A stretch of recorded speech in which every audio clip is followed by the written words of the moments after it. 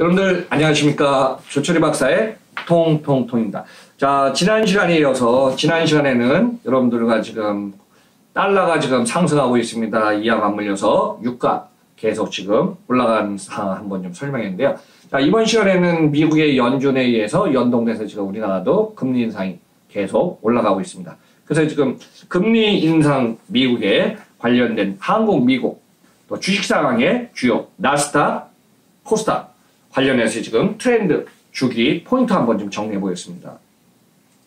자, 2021년 4분기에부터 미국의 이제 연방준비 연준이 금리를 올린다고 예고를 했습니다. 아마 제가 기억하기로도 2021년 11월, 12월에 아마 미국의 나스닥, 한국의 코스닥 뭐 관련해갖고 지금 주가가 큰 폭으로 떨어진 걸 기억합니다. 그러다 올해 2022년 되니까 주가가 상승이 아니라 1월, 2월 계속 지금 주가의 하락 흐름도 이어진 것 같습니다.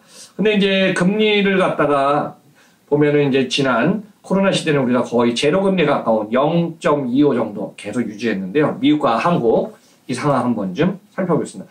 사실 금리가 우리가 보면은 이제 금리 이자를 많이 주는 쪽으로 투자가 들어가지 않나요? 그렇죠. 자, 지금까지는 우리나라가 금리가 높았습니다. 근데 금리가 지금 올 안에 미국이 이제 빅스텝 0.5 이상 올라가는 걸 빅스텝이랍니다. 계속 올리면요. 미국 쪽으로 금리가 더 커질 것 같습니다. 자, 오늘은 이상 정리해 보겠습니다. 자, 미국의 연준 금리 인상 올해도 계속 진행됩니다. 그러니까 어떻게 해요? 올해 한 3번 정도 0.5에서 크게는 0.75까지 올린다 그래요. 이상 한국은행 같이 연동돼서 중앙은행이기 때문에 중앙은행은 금리 연동돼서 올해도 올린다고 합니다. 자, 참고로 여러분들 이제 화면을 한번 보시면요. 코로나 이전에는 우리가 이제 2020년제는 우리나라 금리 1.5였습니다. 미국은 1.0이었어요. 근데 이제 그 이전에 미국은 2.25에서 2.5 정도고요. 코로나가 들어오면서 1.75에서 최하로 지금 왜냐하면 이제 금리를 낮춰야 되니까 이제 지금 전 세계 자금도 그래서 0.25까지 유지하다가 지금 계속 0.5 이상 올리면은 올해 아마 이 상태로 계속 올리면 미국은 2.5 이상 금리가 올라갈 걸로 예상된다. 하면 3차례, 많게는 4차례까지 올린다 그러니까요. 자, 한국은 지금 1.75에서 1.5 정도 상황이고요. 코로나가 들어오면서 0.75에서 0.5까지 지금 유지해놨어요. 그러니까 어떻게 보면은 미국보다 0.1가 높았죠. 근데 최근에 한국은 뭐 그냥 금리 인상을 작년만 해도 벌써 한 두세 번 올렸네요. 자, 2021년 8월 0.75, 0.25% 올립니다, 우리나라는. 그래서 0.75. 2021년 11월 1.0 금리, 올해 2022년 1월 1.25, 4월달 올려서 1.5입니다. 아마 5월달에도 지금 미국이 올리면 같이 올린다는 얘기 있으니까 이 상태로 가면 우리나라 한 3번 정도 올리면요. 2.0에서 2.25 정도 예상하고 있습니다. 자, 참고로 여러분들한테 이렇게 전 세계에서 이제 가장 금융이라든가 여기 금리도 그렇고 주식 외환 영향받은 게 2008년 글로벌 금융일 겁니다. 근데 미국이 그 상황에 2006년, 7년까지는 5에서 4.75% 금리였어요. 그러니까 이제 금리가 높은 편이었죠. 선진국 치고는. 근데 이제 2008년도 글로벌 금융위기가 오면서 거의 제로 금리부터 0.25를 유지하다가요. 2016년부터 이제 금리가 상승하기 시작합니다. 그러다 코로나가 오니까 다시 제로 금리 시대 가다가 지금 올리는 상황입니다. 여러분들 참고로 내가 이제 박 PD님한테 물어. 자, 우리나라의 주식뿐만 아니라 이제 외국인들이 많이 투자했잖아요. 투자 자금이 100% 기준으로 어느 정도 투자했을 것 같아요, 우리나라? 한 40%? 60%? 60까지는 아니고요. 60까지 하면 우리나라 돈 빠져나가면 거의 망하죠. 뭐 3분의 1 정도 투자가 들어와 있대요. 그래서 이제 제가 여러분들한테 설명은 금리가 비싼 쪽으로 이동하기 때문에 그것도 있고, 그래서 이제 기관이라든가 개인 투자가도 있지만 기관들이 쫙 봐갖고 뭐 국채도 사주고 주식도 사고 뭐 여러 가지 밸런스 하잖아요. 근데 이 상황이 지금 3분의 1이 들어와 있기 때문에 외국인 자본이 어떻게 빠져나갈까, 또 더 들어올까, 이거 한번 좀 주목해 보기 바랍니다. 자, 참고로 이제 금리가 제가 저기 전 세계에서 금리가 높은 나라 중에 하나가 러시아예요. 제가 러시아를 한번 좀 서치해 봤습니다. 러시아의 금리가요, 최근 14%입니다. 비쌀 때는 어느 정도? 20%. 생각해 보세요. 러시아 리스크가 많잖아요. 그래서 러시아는 2021년 10월에 7.5, 12월에 8.5 하다가요. 올해 이제 2월달 러시아 우크라이나 사태가 있었잖아요. 그때 러시아에 뭐 루블로 그냥 결제한다 막 이런 얘기 있었잖아요. 디폴트되고 러시아가 진짜 위험하다 이런 얘기. 왜냐하면 이자 상환을 해야 되니까 안 갚으면 계속 국가 부도가 나잖아요. 2월 달에는 9.5%에서 무려 금리가 20% 최고치까지 났어요. 근데 최근에 또 주춤해갖고 17, 14%로 금리가 떨어지고 있습니다. 금리라는 것은 뭐 중앙은행이 그 상황을 봐갖고 금리를 조정할 수 있으니까 금리 가격 계속 지금 변동했을 것 같습니다. 그럼 이와 맞물려서 제가 한번 미국은 기본적으로 이제 주식 시장을 볼 때는요, 증권거래소가 이제 나스닥하고 뉴욕 증권이 있는데, 기본적으로 나스닥, 그 다음, S&P 500 지수, 그 다음에 다우존슨이라는 게 있습니다. 그래서 이제 여러분들 그런 기준치를 보면서 저기 트레이드 연동하는 어떤 이제 변화 흐름을 이제 볼 수 있는데요. 제가 볼다. 이 화면에 한번 여러분들 보시면 합니다. 나스닥 지수가 1990년대에 2,500포인트 이하였습니다.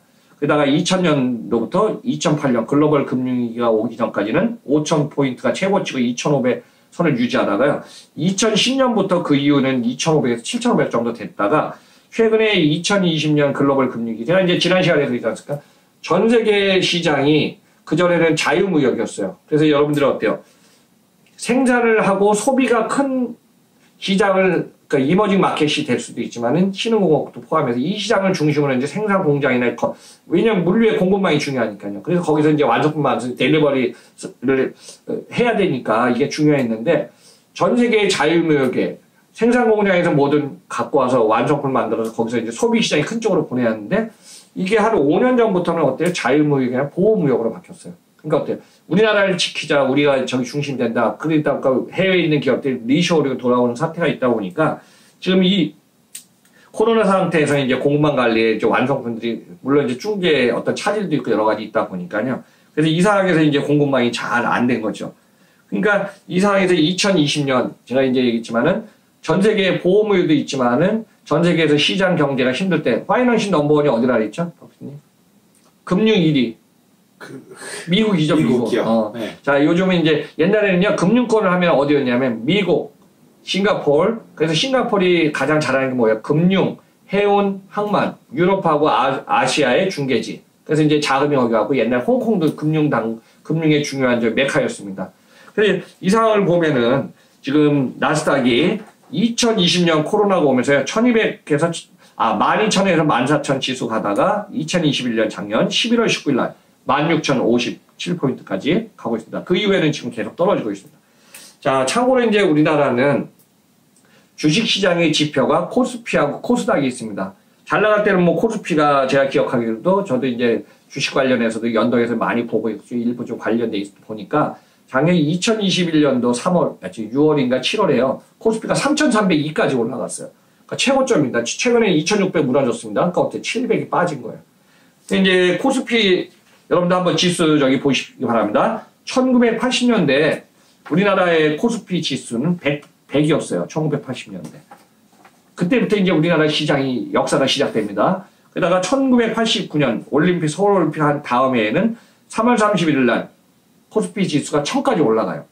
그리고 1990년부터 우리나라가 IMF 오는 그 시점 280 뭐 올라갔다 내려갔다 하겠죠. 그래서 우리나라가 최고로 힘들었던 IMF 전후에 갖고는 280에서 300까지 그냥 하는 1000고점 300 엄청 내렸죠. 그 이후에 우리나라 이제 계속 2008년도 글로벌 금융위기까지도 상승부터 탑니다. 2000포인트 넘어서요. 그다음 이제 글로벌 2008년도 금융이 어때요? 2000이 또 뚝 떨어져서 그 당시에 뭐 800, 900까지 떨어져요. 그래서 제가 기억하기로도 2008년도에 이제 저는 그때 그 당시에 해외에 있었는데요.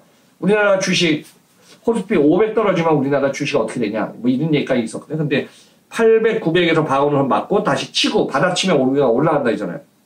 그래서 2017년 2500선까지 다시 올라가다가 지금 2020년에 코로나 걸 때 어느 정도였냐면 막 상승무도 하다가 또 한번 뚝 떨어진 게 1500이었어요. 야, 이거 가능성이 있나? 그랬더니 제 기억으로도 2020년 4월 5에 바닥치고 다시 상승무도 하더니 근데 1년 만에 불과 뭐 3,300 이하다가 최근에 다시 이제 계속 하강을 하는 거죠. 그래서 저는 이제 다양한 기업의 주식이라든가 제가 이제 기업 실적 평가, 즉 조철이 코너에 있지만 그걸 쭉 해보면서 3년 동안에는 3년 전에 비하면 떨어진 주식은 거의 없어요. 코스피에 상장한 주식들은. 근데 여러분들 1년 단위로 봤을 때는 큰 폭으로 좀 떨어지고 있는 거죠. 그래서 제가 아마 기억하기로도 우리나라의 가장 큰 기업들 1위가 삼성전자죠. 네. 삼성전자가 94,000 얼마 할 때 시가총액이 540조였거든요. 최근에 뭐 삼성전자 7만 원 무너지더니 시가총액이 얼마면 400조 원이 무너지고 있잖아요. 그래서 이제 어느 분들은 그거예요. 야, 우리나라 지금 삼성전자 주식시장, 매출 실적도 좋은데 왜 이렇게 주식값이 떨어지나. 근데 여러분들 요거 한번 참고하시기 바랍니다.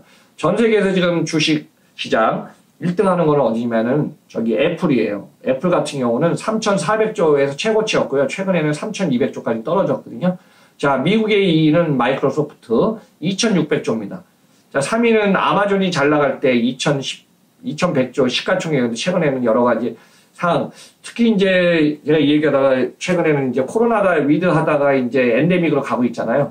그래서 온라인에서 주문한 사이트, 우리가 말하는 기술주, 테마주의 대다수는 좀 많이 좀 떨어지고 있어요. 그래서 지금 아마존, 잘 나가던 아마존도 고정비도 많이 들어가고 주가 30% 빠졌다고 합니다.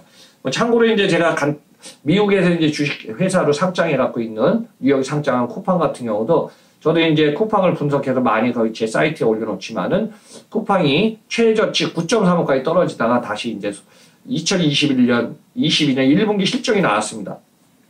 매출이 6조 원 이상 됐거든요. 그리고 영업 손실을 많이 줄였어요. 그러다 보니까 쿠팡 9.35에서 다시 $10 이상 상승 하락을 계속 유지하고 있습니다. 그래서 여러분들 이 사항 한번 좀 참고하시기 바랍니다. 그리고 우리나라의 지금 코스피, 미국의 나스닥 관련해 갖고 한번 좀 여러분들한테 해석 참고하시고요. 참고로 제가 이제 아까 방금 전에 애플이 기업의 가치 시가총액이 3,200조라 했잖아요. 참고로 얘기했습니다. 우리나라 코스피, 코스닥 다 합쳐도요. 최고 어떻게 기업 가치가 높았을 때는 2,000조 이상 됐거든요. 2,300, 400, 2,500까지 갔는데 최근에 떨어졌기 때문에 2,000조 이하입니다. 그럼 어때요? 미국의 애플의 한 기업의 시가총액이 우리나라 코스피, 코스닥에 다 합친 것보다 더 커진 거예요. 이게 이제 정상인지 어떤지 모르지만은 그만큼 주목받고 있는 미국 시장이니까 한번 여러분들 참고하십니다. 자, 이번 방송에서는요, 주식과 관련된 또 금리 인상 연결돼 있으니까 여러분들 한번 좀 참고하시고요. 그것도 여러분들 궁금한 거 있으면 댓글 달면은 제가 거기에 대해서 Q&A 레스폰스 하겠습니다. 자, 조철 박사의 통통통 항상 화제성 있는 내용을 중심으로 지금 진행하니까 여러분들의 많은 시청과 청취 부탁드립니다. 그럼 저는 다음 방송에서 뵙겠습니다. 여러분들 항상 건강하십시오. 감사합니다.